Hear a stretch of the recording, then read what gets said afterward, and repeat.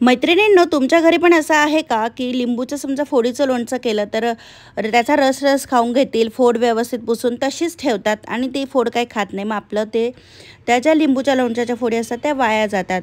मग तसं जर तुमच्या घरात पण होत असेल तर मग तुम्ही अशी मस्तपैकी लिंबाचा छुंदा करून बघा। त्यासाठी रात्रभर पाण्यामध्ये लिंबू भिजत ठेवले होते, सकाळी काढून पुसून घेतले म्हणजे त्याचा कडवटपणा निघून जाईल, कारण आपल्याला इथे सालीसकट लिंबूचं छुंदा करायचा आहे। जेवढे लिंबू असणार आहे तेवढाच इक्वली आपल्याला घ्यायचा आहे गुळ। तो कसा ते पुढे व्हिडिओत सांगते। तर सर्वात आधी लिंबूच्या अशा फोडी करून घ्यायच्या आहेत आणि हे सर्व आपल्याला मिक्सरमध्ये ग्राइंड करून घ्यायचं आहे।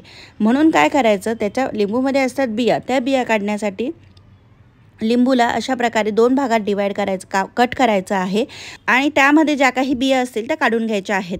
आता तुम्हाला एकदम सोपं सांगते, जे आपलं पिलर असतं ज्याच्याने आपण साल काढतो गोष्टींची, काकडीची वगैरे, तर त्याच्याने काढायच्या म्हणजे काय होतं ना, प्रत्येक बी खाली टाकायची गरज नाही, ते पिलरमध्ये सगळ्या लाईनमध्ये जातात।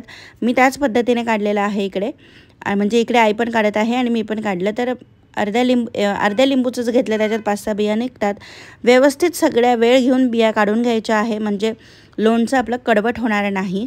तर हे बघा, हे जे असं पिलर असतं त्यानेच काढून घ्यायचं आहेत। जर तुम्हाला चॅनलचे व्हिडिओ आवडत असतील तर आपल्या चॅनलला सबस्क्राईब करा आणि व्हिडिओ आवडला तर व्हिडिओला कमेंट्स आणि लाईक नक्की करत जा। हे एक मोटिवेशन असतं आम्हाला व्हिडिओज क्रिएट करायचं।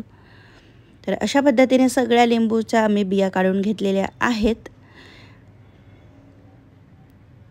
आता पुढची प्रोसेस, आता त्यानंतर काय करायचं आहे, जसं आपण लिंबूच्या बारीक फोडी करतो त्या कांद्या पोह्यावर जसं लिंबूच्या फोडी करतो त्याच पद्धतीने इकडे करायच्या आहेत। आता आईंना इकडे आहे विळीची सवय, त्यामुळे ते विळीवर करत आहे आणि जो काही रस खाली पडतो तो फेकायचा नाही आहे, आपल्याला सगळा वापरायचा आहे। आणि सालासकट जेव्हा लिंबू आपल्या शरीरामध्ये जाईल तेव्हा अधिक जास्त त्यामध्ये व्हिटॅमिन सी असेल, त्याचं न्यूट्रियन्स अजून जास्त आपल्याला मिळेल, जे काही विटॅमिन्स असतील ते आपल्याला मिळतील। आणि सर्वात महत्त्वाचं म्हणजे हे गुळात बनवणार आहे, साखरेचा अजिबात वापर नाही आहे। तर थोड्या बॅचमध्ये हे लिंबू असे मिक्सरमध्ये ग्राइंड करून घेतलेले आहे, एक स्मूथ पेस्ट बनवून घ्यायची आहे। आणि जेवढी ही पेस्ट असेल, आता इथं आमची पेस्ट होती 2 वाट्या भरून, म्हणून मग इक्वल क्वांटिटीचा गुळ घेतलेला आहे। आणि जर तुम्हाला अजून एक्स्ट्रा टाकावंसं वाटलं तर टाकू शकता, पण लक्षात ठेवायचं की इक्वलच पाहिजे। हे सगळं मिश्रण आपल्याला एकजीव करायचं आहे। त्यामध्ये घालणार आहोत चवीनुसार मीठ। मीठ हे प्रिझर्वेटिव्हचं काम करतं, कारण ही अशी लोणची असतात ना ती वर्षानुवर्षे टिकतात, म्हणून मग मीठ हे प्रिझर्वेटिव्हचं काम करतं। याच्यात एक्सटर्नली काहीच आपण वेगळं घालणार नाही आहे। त्यानंतर लाल तिखट घालायचं आहे चवीनुसार आणि घातलेली आहे 1 चमचाभर जिरेपूड, बस इतकंच आहे। आणि गुळाचं लोणचं आहे त्यामुळे तुम्हाला शुगरचा काही त्रास असेल तर गुळ चालतोच, त्यामुळे तुम्ही हे खाऊ शकतात। आता याला बनवायच्या ना 2 पद्धती आहे, म्हणजे शिजवायच्या। एक तर तुम्ही गॅसवर त्याला परतवून घ्या, म्हणजे कढईत घालून थोडंसं हलवत त्याला शिजवून घ्यायचं आहे, नाहीतर मग कुकरला शिट्ट्या करून घ्यायच्या। आता आम्ही डायरेक्ट कुकरला शिट्टीच करून घेणार आहोत, कारण आपण जर त्याला कढईमध्ये शिजवायला घेतलं तर कधी काय होतं, गुळ कडक होतो, त्याचा पाक व्हायला सुरुवात होते, आपल्याला समजा लक्षात नाही आलं तर ते कडक होतं। तसं हो नाही म्हणून कुकरला 3 शिट्ट्या करून घ्यायच्या आहे। ज्या पद्धतीने भाताला पाणी टाकतो कुकरमध्ये तसं टाकायचं आहे, जाळी ठेवायची आणि या लोणच्यावर झाकण ठेवायचं आहे, म्हणजे कुकरचं एक्स्ट्राचं पाणी त्यामध्ये काही जाणार नाही, आणि शिट्ट्या करून घ्यायच्या। आता कुकरची शिट्टी जेव्हा गार झाली तेव्हा हे अशा पद्धतीने दिसतं। आता कुकरला त्याची शिट्ट्या घेतलेल्या आहे, नाही म्हटलं तरी वाफेचं पाणी ह्यामध्ये पडतंच।